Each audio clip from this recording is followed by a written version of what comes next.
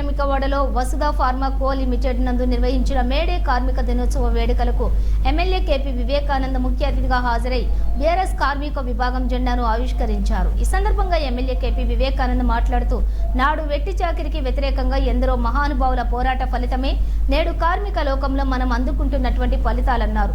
ఈ కార్యక్రమంలో Dundigal municipality BRS party అధ్యక్షులు సంజీవరెడ్డి, కుత్బుల్లాపూర్ నియోజకవర్గం బీఆర్ఎస్ పార్టీ యూత్ అధ్యక్షులు దూదిమెట్ల సోమేష్ యాదవ్, వసుధ ఫార్మా కార్మిక యూనియన్ సభ్యులు ఉమామహేశ్వరరావు, ప్రవీణ్, రాజారెడ్డి, శ్రీనివాస్ ప్రసాద్ తదితరులు పాల్గొన్నారు। ఏకైక ఆయుధం అందరూ కూడా ఐక్యమత్యంగా ఉండడమే ప్రధానమైన ఆయుధం అని చెప్పి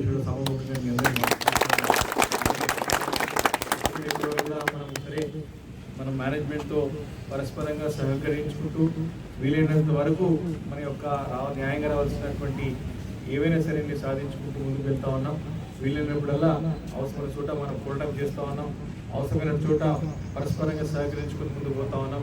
ఒక సుహృద వాతావరణంలో ముందుకు వెళ్తున్నాం కాబట్టి తప్పకుండా ఈ వాతావరణం మెయింటైన్ చేసుకుంటూ మనకు రావాల్సినటువంటి ప్రతి ఒక్క ఉపాయాన్ని కూడా రాబట్టుకుందామని చెప్పేసి మనస్ఫూర్తిగా మనవి చేసుకుంటూ మనకి రోజు రోజు కూడా చట్టాలు మారుతూ ఉన్నాయి।